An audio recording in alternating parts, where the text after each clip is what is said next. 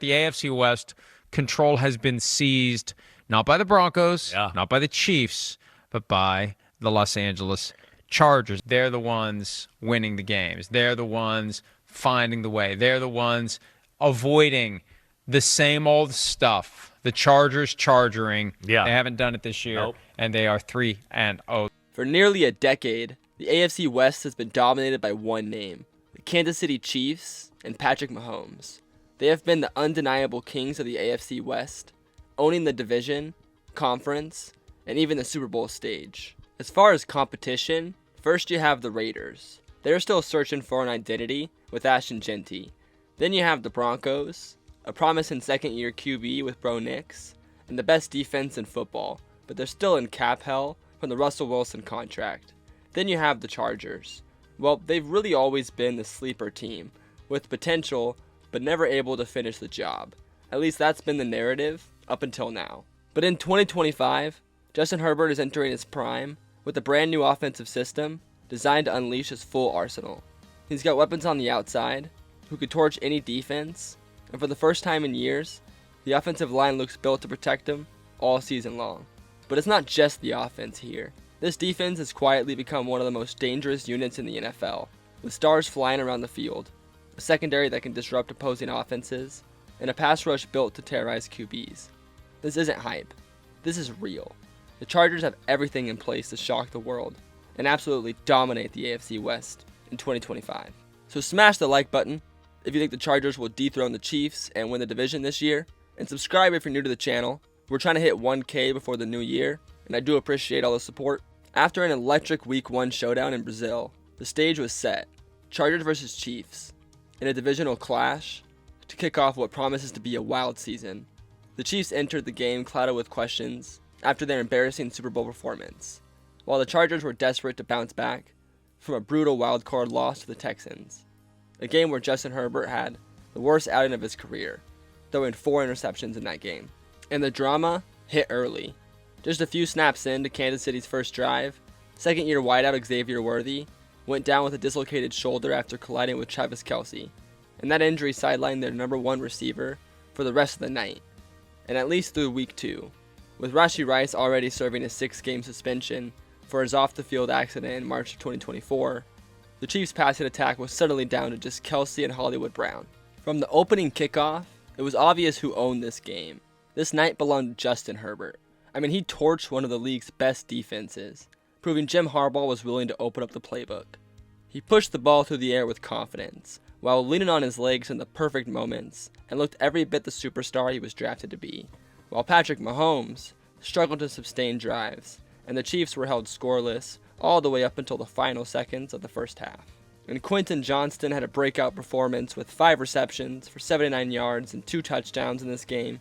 He actually led the team in yards and proved he's not the same receiver that couldn't catch the ball if his life depended on it. Herbert finished this game with 25 of 34 for 318 yards, 3 touchdowns, and 0 interceptions, while also adding 32 rushing yards on 7 carries.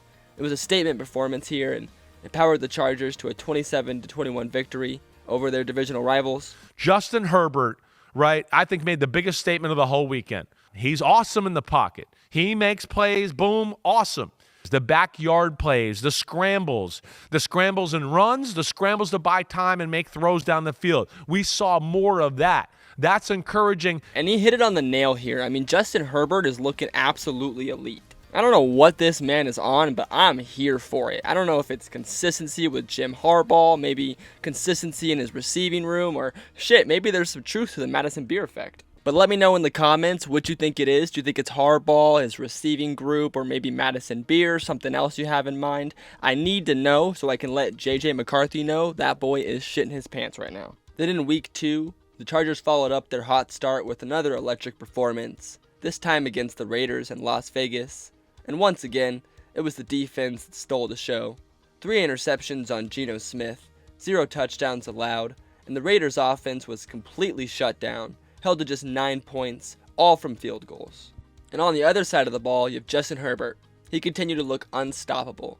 He went 19 of 27 for 242 yards and 2 touchdowns, while also adding 31 rushing yards on 9 attempts. This is really becoming the new normal for Justin. He's just really carrying the offense on his shoulders and thriving under pressure. He led the Chargers to a 20-9 victory over the Raiders. And Herbert spread the ball around well in this game.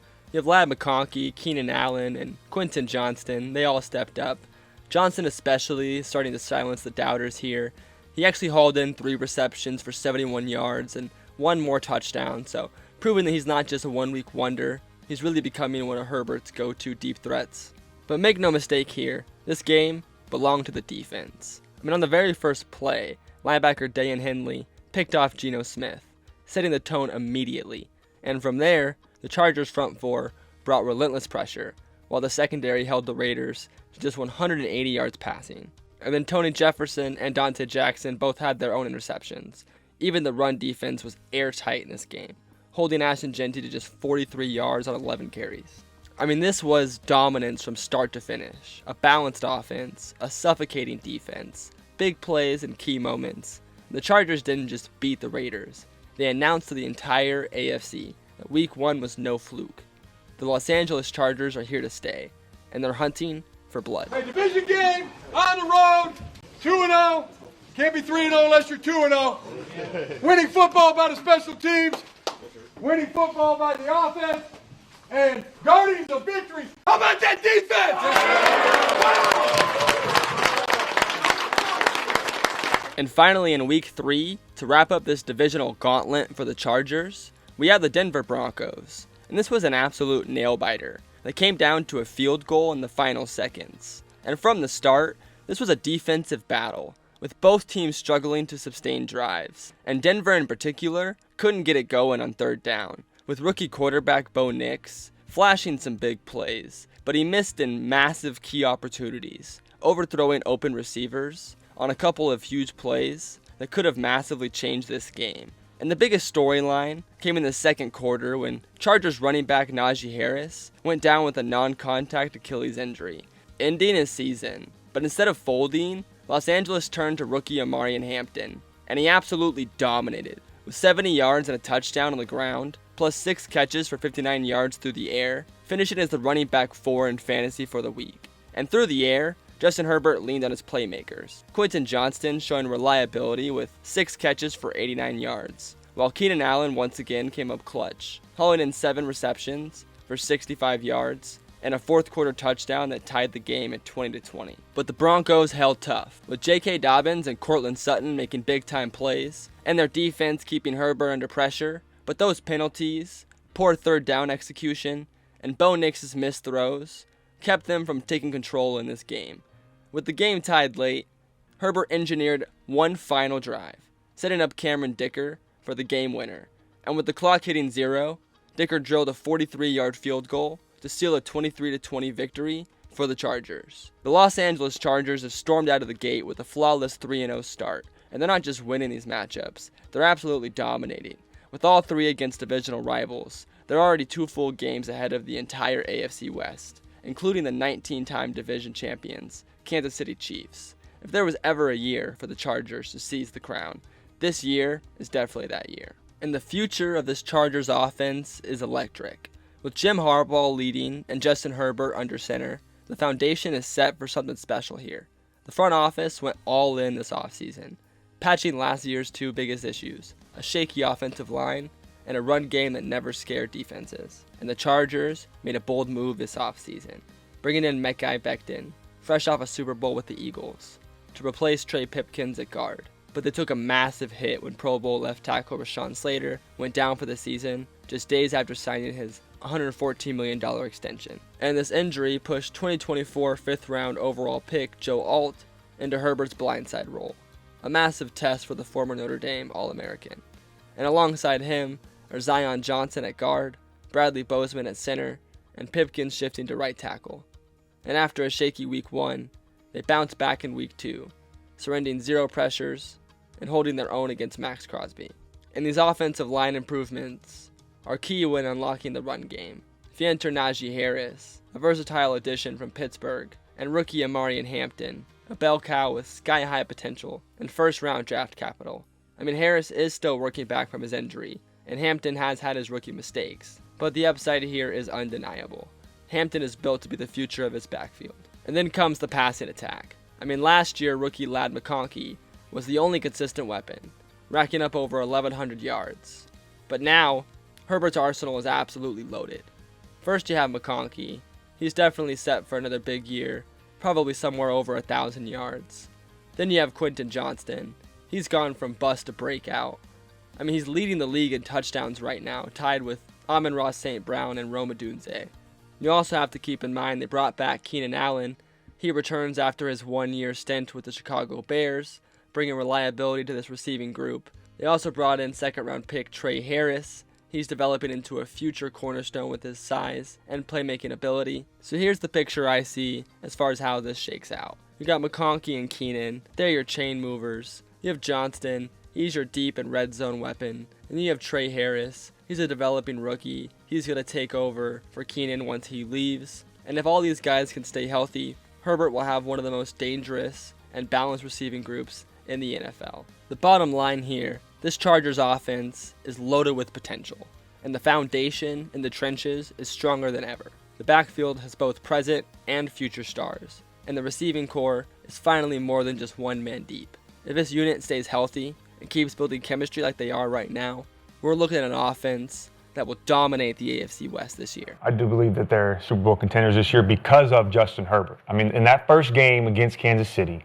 he was carefree. I mean, he played loose. He was comfortable. He was in command. He was making checks. He was picking up cover zero. Spags were throwing everything at him, and he never batted an eye. Took one hit on a cover zero, got it fixed. Bet, let's go check the tablet. I'm going to get it corrected going forward. This Chargers defense is flat out dangerous. They rank 7th in the NFL in both total yards allowed and EPA, proving they're already one of the toughest units in the league. With Jesse Minter taking over as defensive coordinator in 2024, coming over from Michigan with Jim Harbaugh, this group is transformed incredibly fast. They're disciplined, deep, and built for a playoff run. And at the center of it all is Derwin James Jr. He's the heartbeat of this defense. Not only is he the Chargers' most versatile defensive weapon, but he's also become a true leader in the locker room. And under Minter, James thrives as a hybrid safety slot role, creeping up to the line of scrimmage, disrupting plays, and setting the tone early. Then there's Dayan Henley, who broke out in 2024 with a team-high 147 tackles, while logging the most defensive snaps on the team, nearly 1,000. His consistency and toughness earned him a captain's badge this season, proving just how much his teammates and coaches trust him. And you can't forget about the veteran presence. The Chargers re-signed future Hall of Famer Khalil Mack to a 1-year deal. I mean, even in his 12th season, he's still absolutely elite. In 2024, he racked up 6 sacks and 2 forced fumbles, and posted a ridiculous 90.2 PFF grade, which makes him 5th best among all edge rushers. And don't forget, just the year before that, he had an absolutely monster season, at 17 sacks and 5 forced fumbles. I mean, Khalil Mack is still an absolute nightmare for opposing quarterbacks, and he's hunting for his first Super Bowl. And opposite of Mack, you have Tuli Tuipulotu. He is quickly rising to become a cornerstone of this defense, and he's really taken his production from 4.5 sacks as a rookie to 8.5 last season, so some solid progression there. And in year 3, he's gunning for double-digit sacks, and pairing him with Khalil Mack on the opposite side, that's a quarterback's worst nightmare coming off the edges. And in the secondary, the Chargers added veteran corner Dante Jackson from the Steelers. He brings blazing speed, ball-hawking instincts, and 19 career interceptions to his name. Sure, he has had injuries over the years, but when he's on the field, he's a difference maker. We already saw that in week 2, picking off a red zone pass against the Raiders and slamming the door shut on a scoring drive for Geno Smith. So this defense isn't just good, it's downright scary. I mean, they're deep, explosive, and fearless. If they can stay healthy, expect exactly what we've already seen in the first 2 games. Relentless pressure that terrorizes quarterbacks, and a lockdown secondary that's always one step away from a game-changing turnover. And pair that legendary defense with an offense that protects the football at an elite level, and you've got a perfect storm here. The Los Angeles Chargers aren't just contenders. They're one of the most dangerous teams in the entire league. But I'm with Pete. What makes them real contenders is Jesse Minter in this defense. And what isn't talked about enough is how they put an umbrella in front of the defense and make you dink and dunk all the way down. You have to be consistent to move the ball against them. That's why I think they're real contenders, because of this defense. And for nearly a decade, the AFC West has been ruled by Patrick Mahomes and the Chiefs. But 2025 feels different. The throne is ready for the taking. And in week 1, Justin Herbert walked into Brazil and outdueled the king himself, torching Kansas City's defense and proving that Jim Harbaugh is ready to unleash him at full power. And in week 2, the Chargers defense slammed the door on the Raiders, suffocating Geno Smith with 3 interceptions and erasing every scoring chance in sight. This is not hype anymore. This is real. Herbert is in his prime, with an offensive line is holding strong, and his weapons are finally stepping into the spotlight. And on defense, Derwin James sets the tone. Khalil Mack and Tuli Tuipulotu collapses the pocket, and a rebuilt secondary is stealing momentum week after week. So I'm planting my flag now. The Los Angeles Chargers are taking the AFC West crown this season, and my order would be Chargers on top at first, Chiefs right behind them in second, Broncos holding down third, and the Raiders bringing up the rear in fourth. And as for the Chargers' record, I can see them storming their way to a 13-4 finish. Their strength of schedule ranks 12th in the NFL, which sets the stage for some battles. Week 5 brings a fun matchup against the Commanders, especially if Jaden Daniels is back and fully healthy, which I do expect in this matchup. Fast forward to week 14, and they've got the Philadelphia Eagles, one of the hardest teams in football to slow down. And right after that, a massive clash with the Chiefs again in week 15. A brutal 2-week gauntlet, especially knowing how Kansas City always turns it up late in the season. Both the Chargers and the Chiefs sit neck and neck in strength of schedule, which means this season isn't just about talent. It's about preparation, execution, and who's truly built for January football. The Chargers aren't just a good team. They're a storm building over the AFC West. Relentless, explosive, unstoppable. And when the dust settles, they may not just take down the Chiefs. They may take over the entire NFL. The Los Angeles Chargers are here, and this season, they're coming for the Lombardi Trophy. Alrighty, well, I think that pretty much wraps up this video, so thanks so much for watching. If you made it to the end, please smash the like button and subscribe for more football content just like this. But the Red Zone guy is signing out. Have a great rest of your day, and see you in the next video.